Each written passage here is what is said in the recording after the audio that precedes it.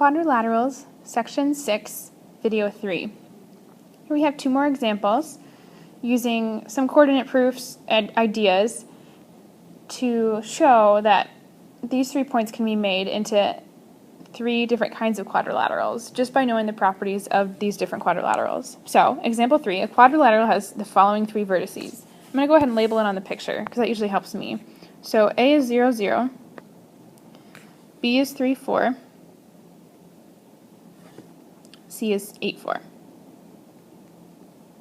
Okay, find the 4th coordinate for each of these that will make the quadrilateral, whatever it asks you to make. So the first one asks you to make a rhombus. So I know if I want to make a rhombus, I know the 4 sides have to be the same length. So if I was going to kind of guess, I'm going to guess that we're going to connect those like this, and we need some sort of D that would make and connect those into a rhombus. So I see that the length of this is 1, 2, 3, 4, 5.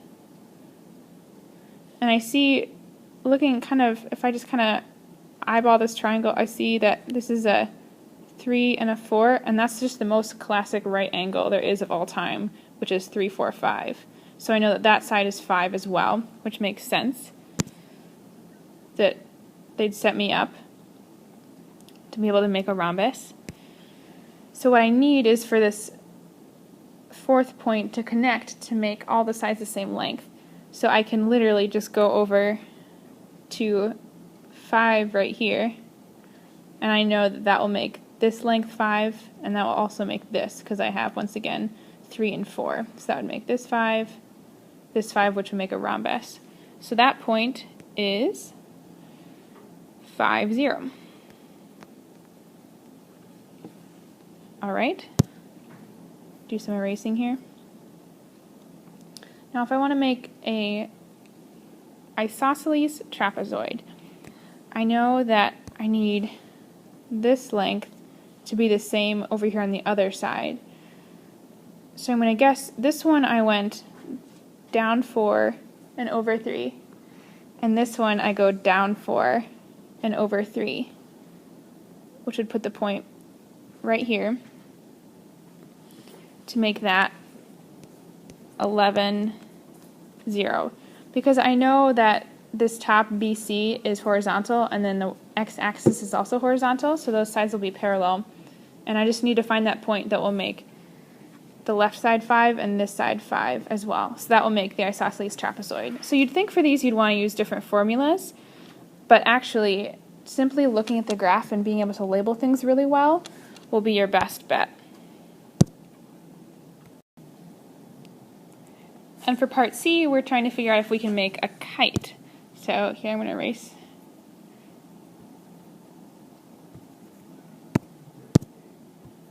Some of my things so it's a little more clear.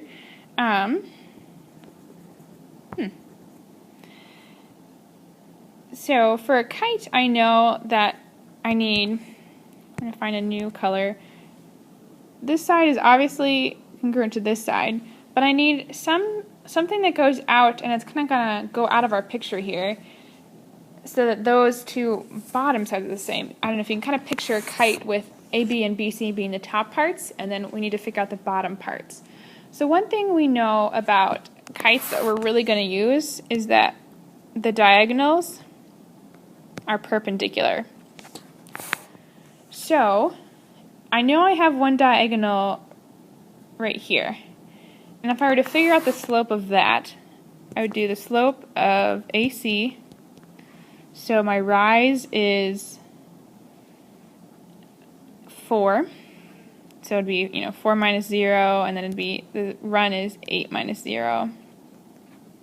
So my slope is 1/2.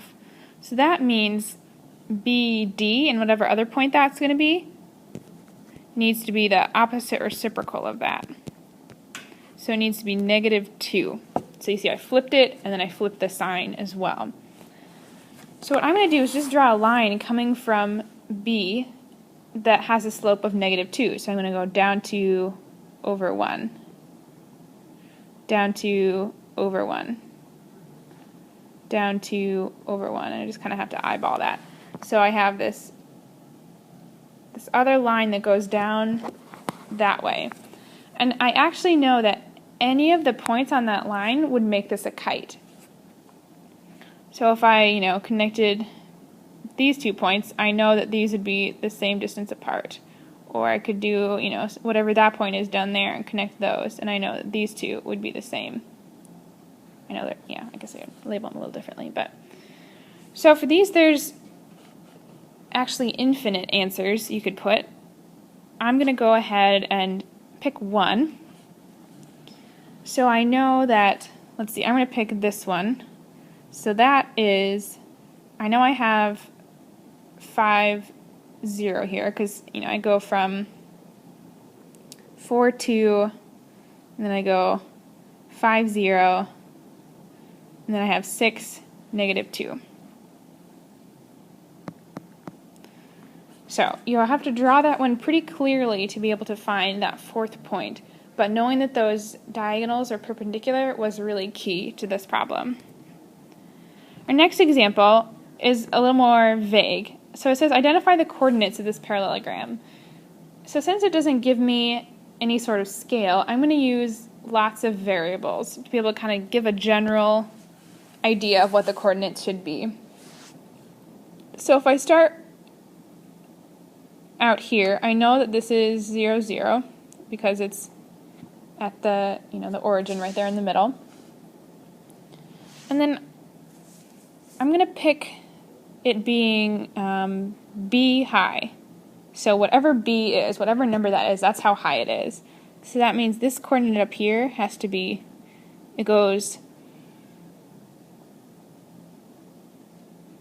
over a certain amount and then it comes up b.